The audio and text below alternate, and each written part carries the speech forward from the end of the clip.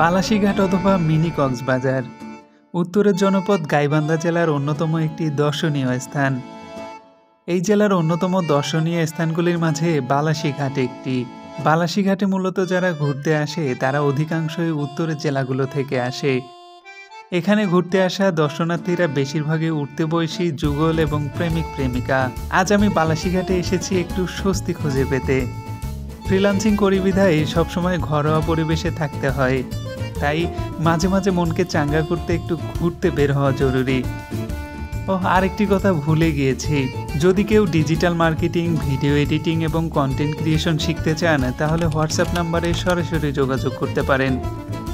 মন মেজাজ ফুরফুরা করতে মনে হলো বাড়ির কাছে মিনি কক্সবাজার, একটু ঘুরে আসা যাক। পারি আর না পারি, বিভিন্ন অ্যাঙ্গেলে টাইটানিকের ফিল নিতে ভুলি নাই। এখানে এসে অবশ্য আরেকটা ভালো ব্যাপার ঘটে গিয়েছে, আমি একটু সাহারা মরুভূমির ফিল নেওয়া শুরু করে দিয়েছি। উত্তর অঞ্চলের একটি স্থানীয় উক্তি রয়েছে, বসতে দিলে শুইতেও দিতে হয়।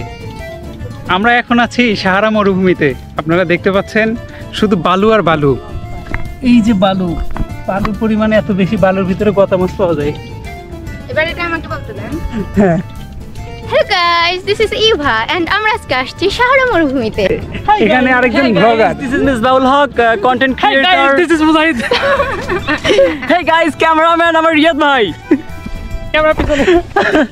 আমি এখন কি বলি? হ্যালো কাকুরা, হ্যালো কাকুরা, আমি আছি রিয়াদ হাসান।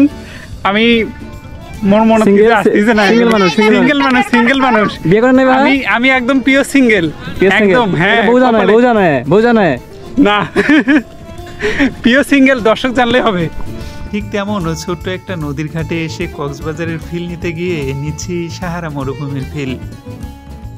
গাইবান্ধা জেলা শহর থেকে প্রায় 8 কিলোমিটার পূর্ব দিকে ফুলছড়ি উপজেলার কঞ্চিপাড়া ইউনিয়নে বালাসীঘাট অবস্থিত।